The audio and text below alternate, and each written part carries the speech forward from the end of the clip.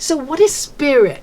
Today's topic that Asani chose was how to develop a spiritual practice, right? But in order to develop a spiritual practice, you have to be very clear. What is spirituality? Anybody want to guess? Say anything. Remember, there's no wrong and there's no right in this. It's everything. What is spirituality? What is spirituality to you? What is it? With the source. Pardon? Connecting with your source. Connecting with your source. Who else said something? Finding silence. Finding silence. Yes. It talks about it. Be still and know that I am God. The Psalms. Yes. To live in the moment itself. Living in the moment. Yeah. Exactly. Why is living in the moment spirituality? Can anybody explain? I like this. This is great. Because then you work, you know what you're thinking. Why is living in the moment? Because if you really understand that we are temporary, we are energy, prana, soul, living in a body that is on loan to us. You know that, right? Our bodies are on loan to us. So when we really understand we are so much more than our body and our mind, what happens? You want to develop a spiritual practice. And when you do, you will start to realize that the moment you are still and quiet,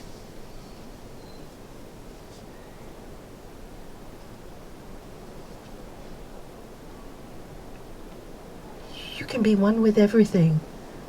There's great peace. There's no you and me. There's no competition. There's no anguish. There's no anxiety. Why? You just listen to the wind. Close your eyes. Just listen to the wind.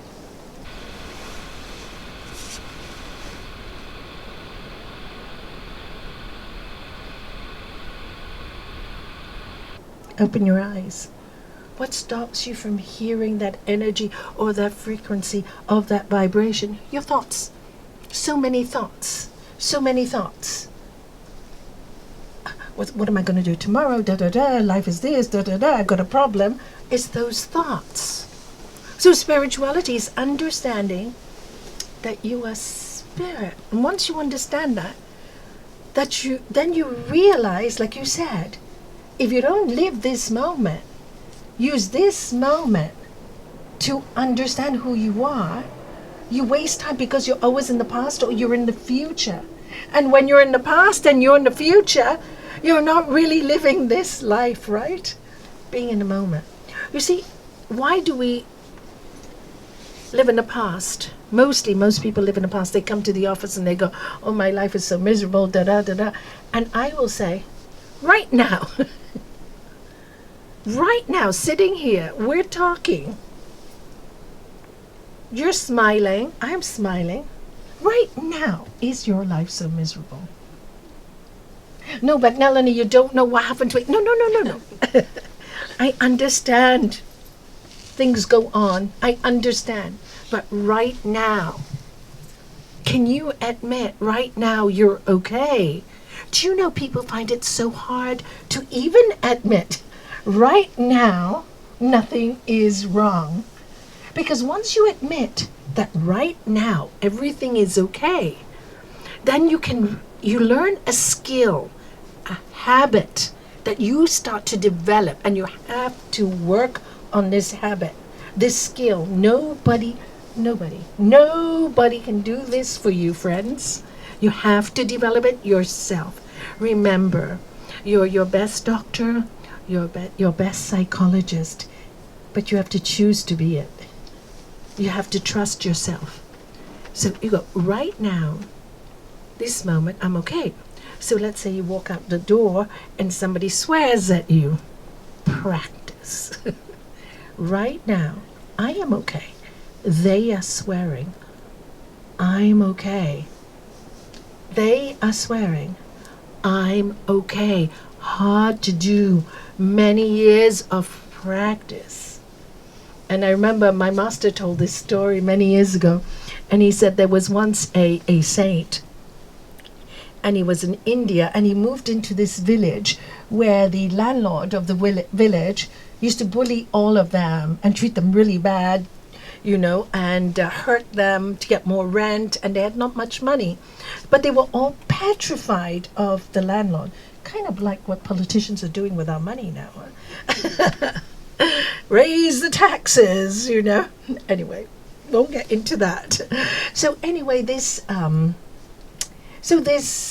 Swami, this monk, went around teaching people of their strength, of how not to be frightened, how to understand that the divine power was in each one of them.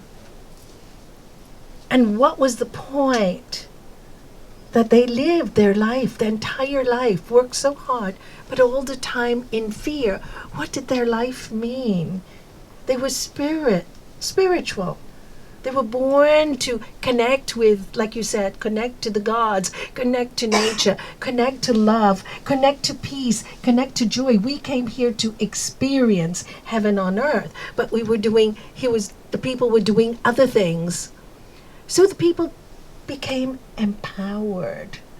Because you do. When your spirit grows, you become strong.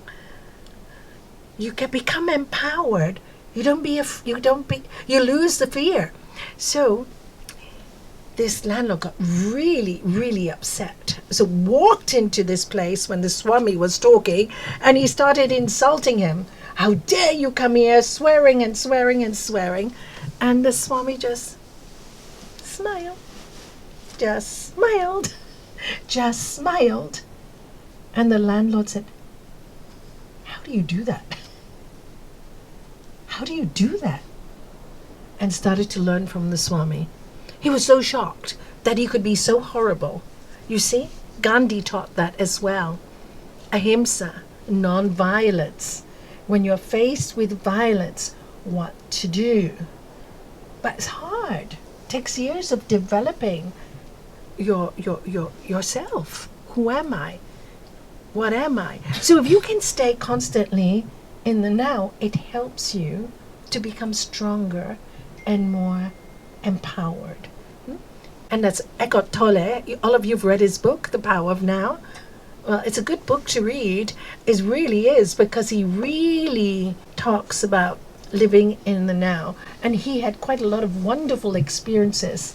He went through a deep, deep, deep depression until he was suicidal, and he was struggling, and suddenly, boom, he was one of these lucky ones that suddenly had a vision and understood the power of now. So that's the start of spirituality. So good things that you have said, be in silence. Why silence? Silence charges you. We are frequency, we are energy. When we talk too much, what are you losing? Prana. Correct, prana, what we call spiritual energy too. Also, if you talk too little, is also not good enough, because what are you doing? Think, when people don't, I'm not talking about those swamis or those monks that are already enlightened. I'm not talking about those.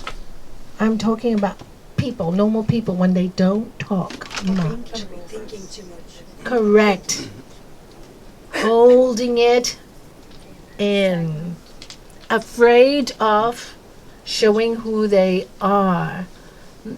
So they're still holding. You see, when you hold, you don't grow. When you give out too much, you can do damage to people with your energy and yourself.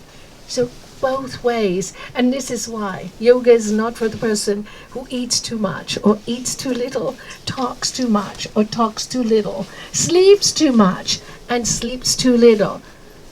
Yogic path is the middle path. Who speaks about the middle path all the time? Which tradition? Buddhism. Middle path. Look, hear the wind. It's so beautiful, right? Nature is quite something. So how do you develop a spiritual practice? First of all, my advice is, as Sri Patanjali would say, you have to practice for a long time. without a break, and with all your heart. Can you all say it? You have to practice for a long time without a break, and with all your heart. I really want to tell you the truth. There are no shortcuts. There are very few people who have these shortcuts, and they're the great saints and sages that we hear about. For the rest of us, we can enjoy the work when we know the science behind spirituality. Then it doesn't become so hard. We're meant to enjoy this journey called life. So what do? We develop good habits for ourselves. So how do you build up a practice? He talked about silence. Build a space for yourself that is just yours. Do you all have a space as such? How many have a space like that? Ooh, quite a lot. Great. For those who don't, make a space. Your space. That is yours. And another thing that you can use, because everything is energy, right? Is in my first years of meditating, they say it's very good to sit on natural fibers like wool or cotton or silk. So I made myself what you call an asan. What is an asan? Is a small piece of material made of wool or cotton or silk. Any wool or silk. It's not so thick. It's just like a thin. I should have brought my old one. I've had it for like 40 years. I still have it in my room. I don't use it anymore. But it's a small square. You can make your own. Anybody who knows how to sew. And in the early days, every time I sat to meditate, I'd have the same cushion and the same cloth. And so when I used to travel to give retreats, etc., for about 15 years, it used to be in my suitcase. My flat cushion and my squared cloth. Now, what did that do to me? Can you imagine? Because it became a habit. When I saw it, I sat on it, the energy, because everything has energy. I didn't have to work so hard to keep the mind quiet. It helped me. That cushion, that cloth, that small cloth, and that cushion, which still stays in my yoga room today, but I don't, like I said, I don't use it anymore, traveled with me for years, and it helped me so much. So create this energy for yourself, your own space. And you make a space. There's never an excuse not to.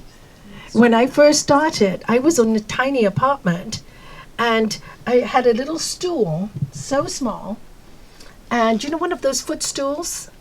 It was flat. I could carry it to any room because my children would be there, like holidays, and I couldn't tell them, don't do this and don't do that. So I used to shift. I used to shift that table, to where I wanted to, until I got a really nice house with an own prayer room for myself. So creating a space is really important, because we are physical people. We do live in this physical world, and we need that to make us feel, remind ourselves, I am spirit. I'm living a short time in this world. I can't spend too much time being miserable. Of course, we're all going to be miserable sometimes. All of us facing suffering. Nobody is exempt. But you don't have to continue suffering when you can help yourself. And of course, it takes time. So start now. Somebody asked me again the other day, oh, Nalanie, I'm 45 and I need to forgive this and forgive this and forgive this. Oh, I'm so exhausted just thinking about it. And I said to her what my master said to me many years ago when I started. Do you really want peace? Yes, I want peace, but I'm going to do it, the but. Listen to yourself.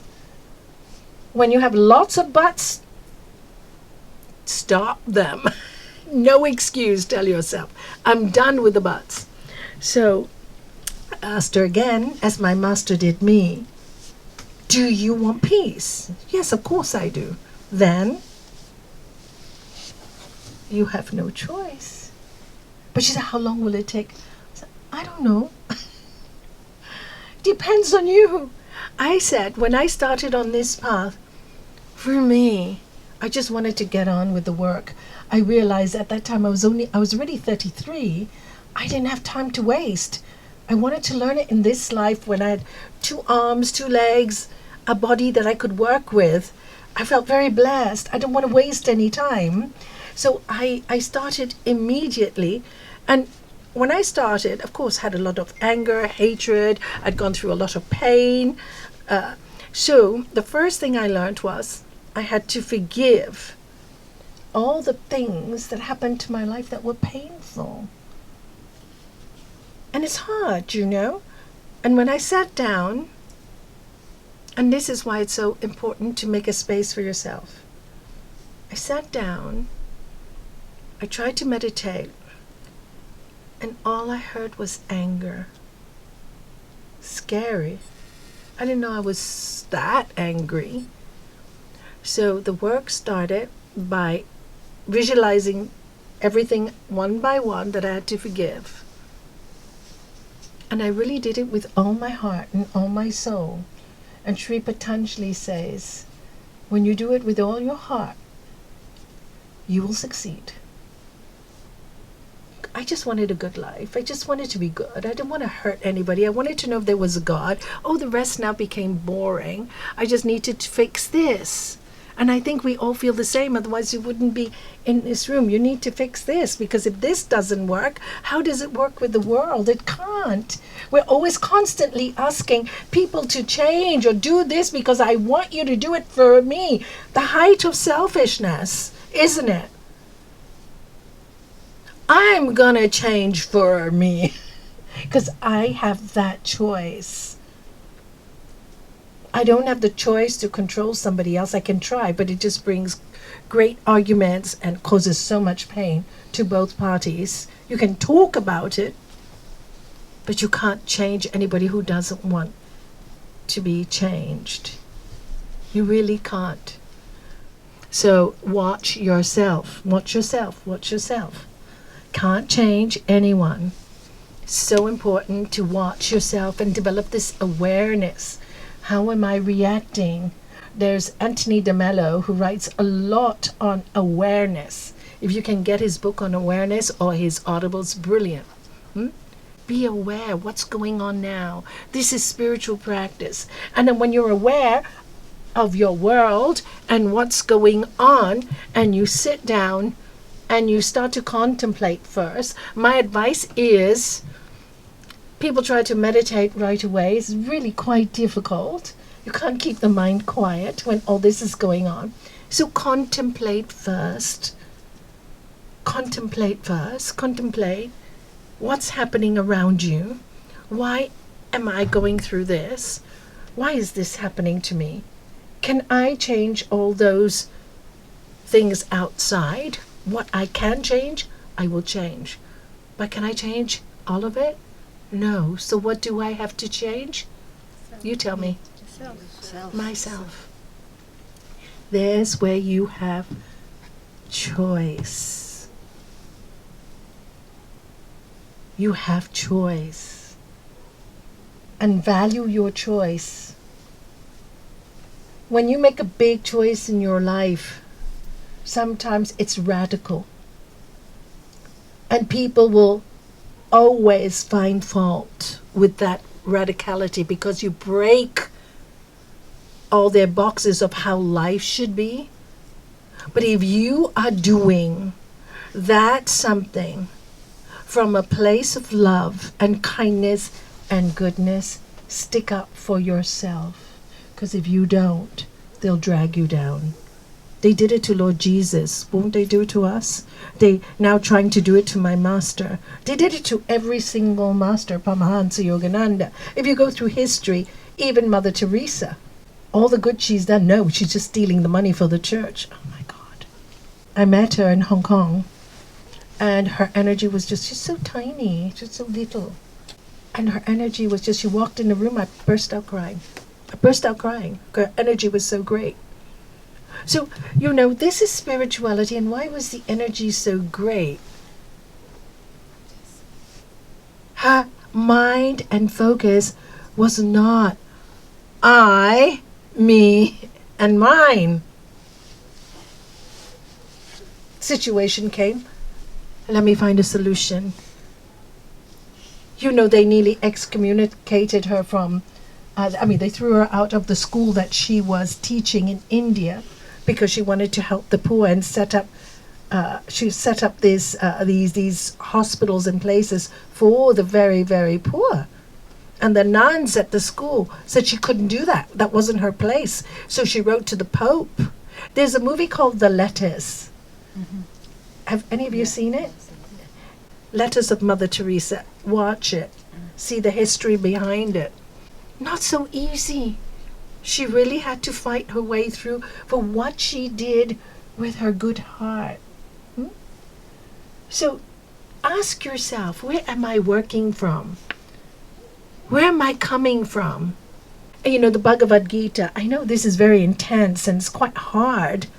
Chapter 2, slokas 71 and 72, he says, all those free from I, me, mine, finally find their peace. Finally find their peace. But in order to go through that, you have to go through the I want, I need, I have to have. It's a process, you see, it's a journey. And when you do it so much, then you realize I can't control anything. Life will teach you, especially when you're spiritual, throw one stone in your face and another. The more spiritual you become, the more tests you get. And they're wonderful because they make you stronger. Don't be afraid of them. Don't be afraid of the tests. Because why? Remember, I am spirit. The divine is in me. Call it what you want, consciousness, God. Doesn't matter. Words don't matter. But I'm part of all this. What is spirituality anyway? Energy, frequency, light. We are all that. It's true. All of us in this room one day here are going to lose our bodies. And what are we? We'll look down on ourselves if we have this knowledge and we'll say, why did I fret so much? Why did I waste so much time when I could have loved more, given more? Why did I waste so much time? Hopefully none of you will say that at the time of death. You'll say, I had a beautiful life. And I'm so ready to go now. Because even when you get everything, in the end you realize it's all impermanent. It's all impermanent. You can have big homes, you can have whatever you want, but one day it's bye-bye, baby, bye-bye. It is like that, isn't it? It is. So enjoy what you have. Create a world. You need to also, nowadays, spiritual people, they think, I want to do good, I want to be good, and that's so wonderful. We should all think that way. They don't want to work. They don't want to work. I can visualize it all. Let me just manifest it by thinking. And that's what's happening today in the spiritual world. But if you don't work, who's going to feed you? So we need to work. We come here to work the land, work whatever you want. Choose the work that makes you sing. And if it doesn't make you sing, as my master taught me, because I was working for my husband's business, didn't make me sing, he said, learn to love it. Learn to love it. Because it gives you food, it educates your children, and you should say thank you to the job, not complain about it. Isn't it true? So then I learned the secret was to put spirituality meant putting love into everything. Everything. Especially yourself, to empower yourself, give yourself strength, not to live off people or leech off somebody else. It doesn't make you feel good in the end. It doesn't make you feel empowered. When you trust the higher power, I can promise you one thing, and I can promise with hand on my heart, there is a force. When you think you cannot go on any longer, you will get your surprises and you will make it through. Always. It's happened so many times in my life. So many times. And you never know when it's going to come. Shall I tell you a real story? When I started to meditate, I developed a lot of faith because I saw around me things changing. It didn't change. I mean, I was changing. And because I was changing, my husband was softer. Things became easier. I didn't take them so seriously because I was changing. I was kinder. I was not so judgmental. I realized every time I judged somebody, it was me I was judging. You can say the truth about people. It's different from judging. Spiritual people don't know how to do this too. We fail. Because when we see somebody's doing a bad action, and I'm very, very guilty of this, and we, kind of, never mind, forgive it. Sometimes you forgive it from your heart and soul, but you don't show them. You know why? Who can answer why? They don't learn. They don't learn. They don't learn. It's like children, right? Children are naughty, and then okay, I forgive you. What happens? Do it again. It's okay, I forgive you. Do it again. Stop it. I'll put you in the corner. Stop doing it. And we adults are quite like that. But rather than get somebody stop you, stop yourself. When you see an action that you're doing that you don't like, be aware. This is spiritual practice. Watch. I love the spiritual practice because you really have to watch. In the beginning, it's exhausting, but I can promise you after 10 years, it gets easier. And for nowadays, it's so easy. So much easier than when I was younger. Because nowadays you've got lots of nice podcasts too, right? Lots of nice things you can listen to on YouTube. A lot of good people. The only danger now with this is all of these spiritual people are telling you you can manifest 10,000 euros a month and you'll be happy. So there you are chasing that 10,000 euros again and forgetting who you are. Is it not true? Is it not true? I see it. I listen to a great speaker sometimes, and then he goes, yes, and you should manifest there's 100,000 by the end of the year. And I go, that is a lie. Maybe out of 100,000 people that practice this, 5 will do it. And see, this is the truth. But the rest that can't do it will think there's something wrong with me. I'm not good enough. I don't think well. The gods don't love me.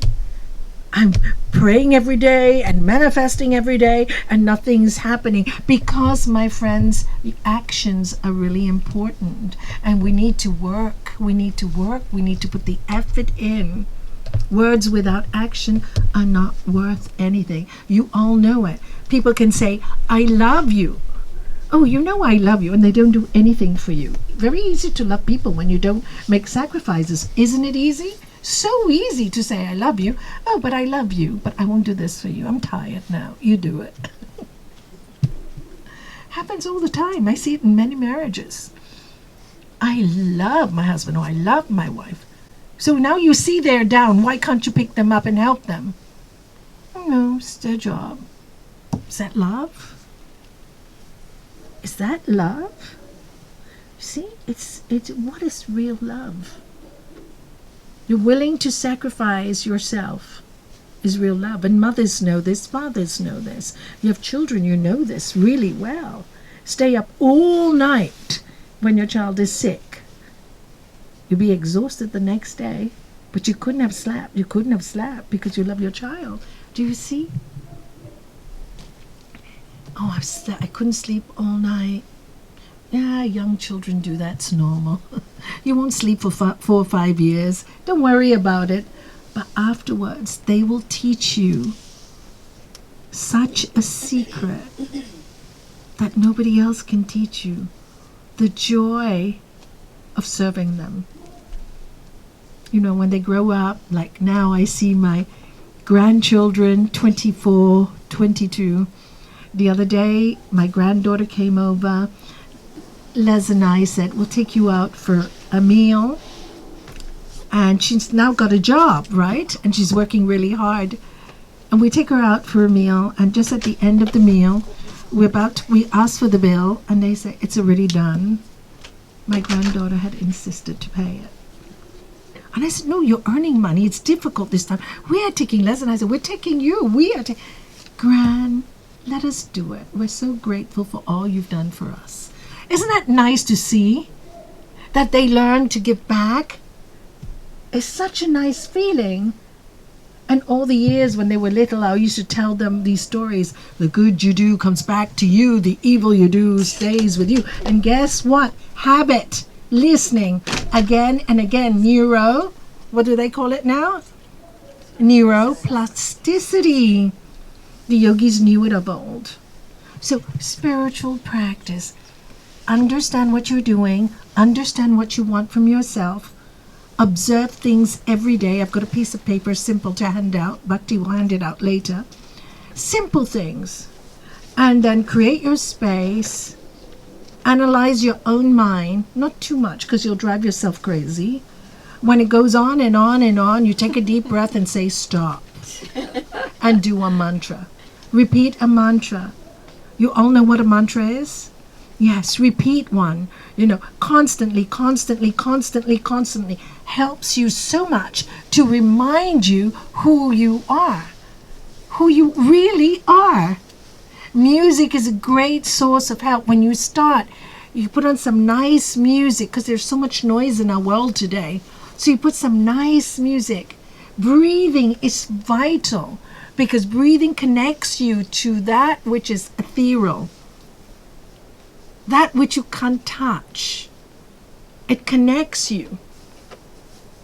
And then the good thoughts is so important. Letting go of anger. So it's a lot of work there. So give yourself time. Don't judge yourself. I find spiritual people are so worse than the others sometimes. Either we are so judgmental or we are so weak. And if you look at any master, they are the kindest, but they are the strongest. They do not take nonsense. Look at Lord Jesus when he saw them selling or commercializing outside the temple. What did he do? Got so angry and threw them all out. And what did he also say? Do not cast your pearls amongst the... What does that mean? When you try to force people to hear what you want them to hear and they're not ready for it, they may just punch you back or tell you off. So be awake. And when somebody's not ready, don't lecture them about spirituality. That's one thing I learned. I was very grateful to my husband, because when we used to go to cocktail parties and we used to sell clothes and we used to go to big places, which I really did not like, but that was my job. And I just didn't talk about these things because they wouldn't understand. They wouldn't understand. So just in Rome, do as the Romans. It was my job. I had to do it. So I did my job, sell clothes. My clients were very good, but they didn't understand this world. And the ones that did asked, there's something you're doing that's different. I stayed quiet in those times. And this is time and energy spent on awareness, where if I'm here and I don't like to be here, there's a reason why I'm here. I have to learn to accept why I'm here. Got it? Are you understanding this? I'm in a bad position right now in my life, for example. I'm not in a good place in myself, but I am here. The reason why I am in this not such a good place is because there's something I have to learn from it. I have to learn from it, not somebody else. So what is my learning? I have to learn. What is my learning? And you find, then you find a solution. Then you get excited about the solution. May not be easy, but at least you're going in the right direction. You're not going backwards again. And that makes you feel empowered. So, spiritual practice is watch your mind. Watching your mind, remember who you are, where you come from. This is not a planet that we ultimately belong to. This is a planet we've chosen to come to learn. We've spent billions of years here already. As Rumi says, we started off as an amoeba and a cell, and then we became an animal, and then we became this, and we became that, and finally we become mankind to learn. The next step is to become an angel, and from the angel to go directly back to the source. This is our journey. We chose it. We chose it. Why? Because, as my master said, we were just like so happy there. There was nothing to do. So we chose to have an experience. So we can remember we chose this experience. So let's treat it like a board game, you know. And I often, my early days, I don't know if any of you played Snakes and Ladders? Yeah. Yeah, I used to play Snakes and Ladders with Mom all the time when I was young, and my brothers and sisters. And you know, you threw the dice, and then, you go up the ladder, then suddenly you come down the snake, and then you go down the ladder. But ultimately you get to the goal. And this is what it is, but it's a game. It's an experience. We wanted this experience, but we forgot. We forgot that we keep forgetting that we are spirit in this. And sometimes it's really tough. I remember I went through and I think spiritual people do this, a time when you're just like so happy in this spiritual practice, but then you become separated from the world as well. And the question comes, I don't really want to come back here. That's also not a very nice place to be in, but every spiritual person has to pass this phase. It's just one of those phases. I really don't want to be here. And then the next phase is, I'm here. I've got to love being here. And then the practice then becomes, I have to love each moment. And I want to love each moment. If I'm going to be here, I'm going to make it the most romantic life, the most fun life, the most caring life, the most unselfish life.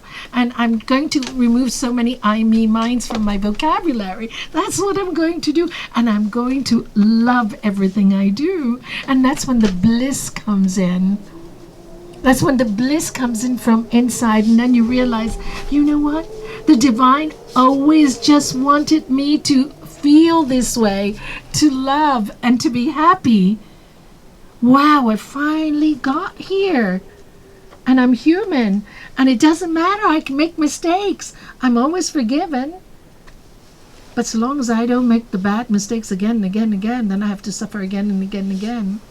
And these are the conversations you have with yourself. Or as Neil MacDonald Walsh would say, conversations with God. Where is God? Where is the kingdom of heaven? Where are you? Where are you? You want to be with God? Flow with that energy. Flow with that love. Flow with that. Yes, everything is not perfect. If it was, we never want to leave. You never want to leave. But make sure you have such a good life that when the time comes for you to leave, you go, I did my best. I had a great time. I sang. I laughed. I shared. I loved. I fell to the floor and I picked myself up. There is a power in me that picks me up each time. Who helped me along the difficult times?